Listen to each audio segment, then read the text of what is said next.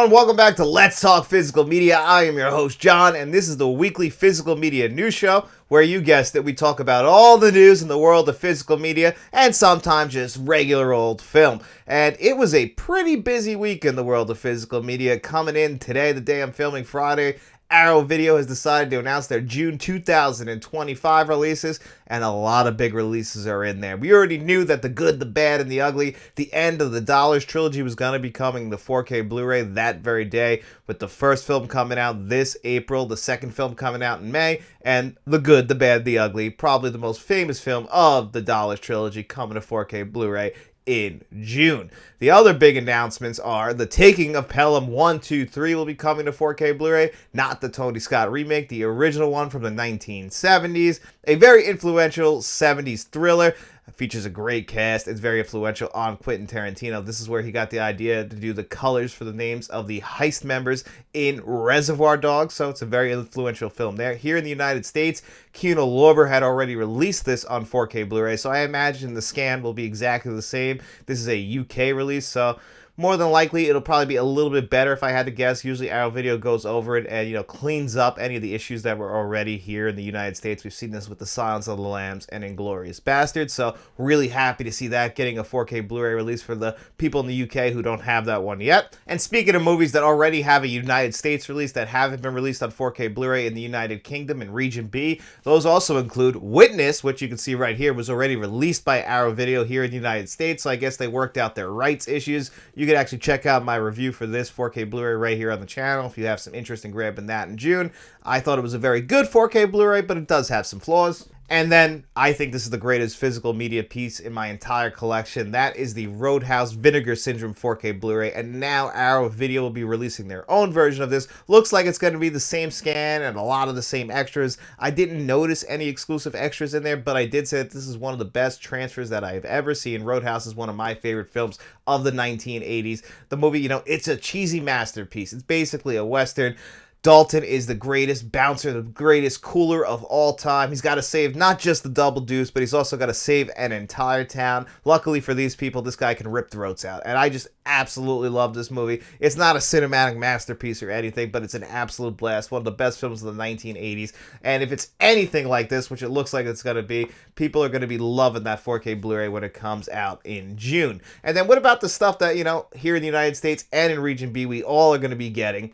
Well, it looks like we're going to be getting Swordfish, which is a cult classic from, I think, 1999 that stars Hugh Jackman and John Travolta. This is another movie that's just a little bit cheesy, but it's a lot of fun. This was the hint that Arrow Video put out that, a lot of people I saw guessing maybe it's The Net, but it turned out the hint was for Swordfish on 4K Blu-ray. And then the big one, and I can finally replace this Blu-ray right here, is Dark City coming to 4K Blu-ray. This 1998 film, which has a Blu-ray that hasn't aged that gracefully, which makes a lot of sense, but this 4K Blu-ray from Arrow Video, I expect to clean a lot of things up. It's going to be coming in the Arrow Video Fat Box. It's also going to have on 4K Blu-ray the theatrical cut and the director's cut, which is very rare to see. Arrow Video has done this in the past with such releases like Mallrats, so I'm really glad to see them doing it here again, so you can pick and choose which version of Dark City you want to see. And I know a lot of people haven't seen Dark City, and I can highly recommend that film. I feel like this movie kind of came and went because of The Matrix. Actually, if you guys remember, the Nostalgia Critic,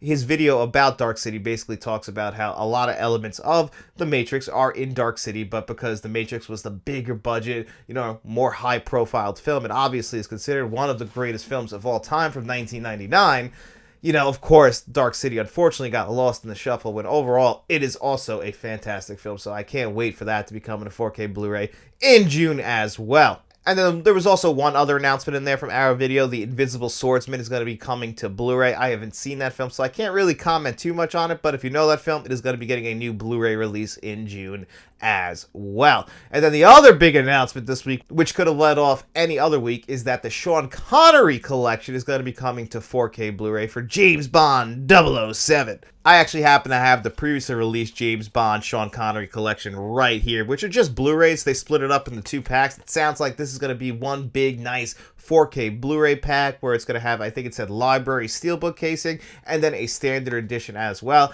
Just remember, guys, this hasn't been officially announced yet, so there really is just information that's been trickling out here and there. a lot like Lethal Weapon, which actually apparently isn't confirmed for April 29th. Apparently Amazon kind of jumped the gun with that release date, so it might not be coming out April 29th like we thought it would. It might actually still be coming out in May, but this is kind of why we wait for those press releases before we dive too much into it, because we don't know for sure, but it's also really fun to speculate. There's another one that was on Warner Brothers calendar that leaked earlier this year, so they've been kind of, for the most part, hitting on all that stuff. Some of the stuff didn't come out, but this does look like it's going to be officially coming out, so that means probably every year we'll get a new collection. This year, Sean Connery, and for a lot of people, Sean Connery is still James Bond. I personally love Sean Connery as James Bond. I can't wait for this 4K Blu-ray collection. June's going to be tough with Dark City, which is moved up to the top of my list of movies I want on 4K Blu-ray, and then the entire Sean Connery collection. June's looking very expensive. I would also really like Swordfish and The Taking of Pendulum 1, 2, 3 on 4K Blu-ray, but with Brazil coming out that month and Sorcerer from Criterion, I'm going to have to pick and choose. I would really like to save up, though, and get the Sean Connery collection, because James Bond is still one of my favorite franchises of all time, and to dive into those movies, which definitely deserve upgrades from these Blu-rays. I can't wait to see them. We just don't have an official announcement on that yet. You do have pre-orders, though, which is funny. Amazon puts the pre-orders out a little bit earlier than when it gets officially announced, and right now I think it's about $105 for that 4K Steelbook set, which is really nice, because how many movies are going to be in that? For a big set like that, I think that's a pretty fair price, in my opinion, if it ends up staying at that. And speaking of Amazon pre-orders, we got our first look at the pre-order for Tombstone on 4K Blu-ray, which we talked about last week. Here in the United States, that 4K Blu-ray came out at $55, which is a little less than the $60 that a lot of people were anticipating. $55 is still a very tough pill to swallow for one film.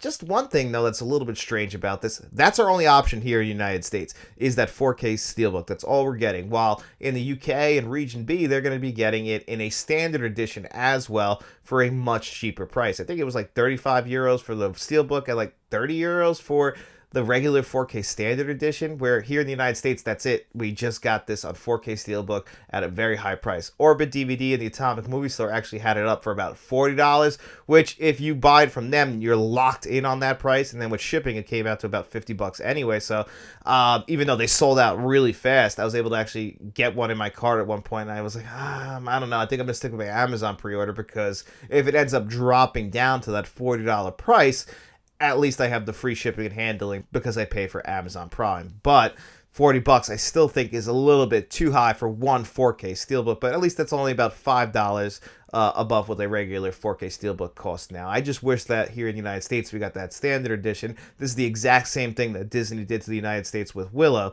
So it's a little bit frustrating. I do not understand who makes these decisions and why they make these decisions. I'm sure there's somebody and a couple people behind the curtain who are just used to ripping off people any which way they can. I don't know. Not a businessman, but it is a little bit frustrating to see one movie being charged that much, even though in other regions it's still a little bit cheaper. Although I have talked to people, I think in Denmark, I can't remember who, but I know a guy who follows the channel, who also has a YouTube channel himself, has talked about the higher price in Denmark compared to other regions. And then I kind of feel guilty complaining about prices, because they're definitely astronomical compared to like what we're paying here in the United States and what people are paying in the UK. So it's a little bit frustrating. Everyone pays a little bit more depending on where you are. Import fees are a real thing. Tariffs and all that kind of stuff all plays a part in these 4K Blu-ray releases. But, you see someone getting it for a little bit cheaper, you get a little bit jealous, because it's really hard to justify spending that much money on one film on 4K Blu-ray. But if there's an exception to the rule, one of those exceptions would be Tombstone. This is something that the physical media community has been asking for a long time.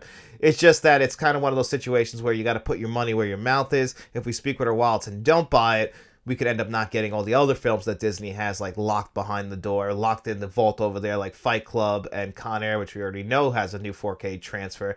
If this doesn't sell well, or if Willow didn't sell well, we might not get these on 4K Blu-ray. So it's a real catch-22. They really have the physical media community kind of bent over a barrel here. I'm not a big fan of that, but Disney knows how to take advantage of people. They always have money, so they can patiently wait, where studios like Warner Brothers really can't. Disney's still the only studio, I think, really honoring like the 90-day window when movies come out in theaters and then come to physical media and the streaming. They usually wait like the 90 days, and then it comes to Disney Plus, like Moana 2. So they're still one of the only studios that are keeping their prices like, pretty high, not adjusting, because they're Disney and they can do things like that. They're one of the most major corporations that you'll ever see. So they can afford things like this. It's just that the people who end up taking the beating, as always, is the working class. So that kind of sucks a little bit. But to end this show on a high note, another one that I saw that Bill Hunton was reporting over there on the artist formerly known as Twitter is that Barry Lyndon is pretty much a guarantee for 4K Blu-ray this year. Barry Lyndon is one of Stanley Kubrick's masterpieces. Not necessarily one of my favorites from him, but I do have the Criterion Blu-ray that came out years ago. It's one of the most beautiful looking films you'll ever see. The natural lighting is just gorgeous. One of the films you just know will look great on 4K Blu-ray, so that's supposedly coming. And we kind of knew this, but it's nice to know that it's closer than we think, and hopefully it comes out on 4K Blu-ray pretty soon. It'll only be the second time I've ever seen Barry Lyndon will be on 4K Blu-ray. It's one that I never felt the pull to come back to, but, it is a classic. I will revisit it. Stanley Kubrick is one of the greatest directors of all time, arguably the greatest director of all time, and Barry Lyndon is one of his great films. So it's cool to hear that one is going to be coming to 4K Blu-ray as well. But anyway, guys, I think that's going to do it here for me on another episode of Let's Talk Physical Media. I hope you guys enjoyed the show. And if you did, don't forget to hit that like button, hit that subscribe button, share this video if you could. We also have channel membership. So if you want to become a friend of the channel, a producer for the channel like John Doe Juggalo, or even a channel director like Nicholas Head, Uncle V, and Kevin Kruger, and maybe even bump it up to the bankroll members like Frank from Frank's Media Reviews and Mr. Smelly Potato, you can do all that. Look for all of those perks in the description below. But as always, guys, if you got no money to throw away, don't you worry about it at all. We just hope you enjoyed the video, and if you did, get out in those streets, tell your friends about us, and then we'll be seeing you around.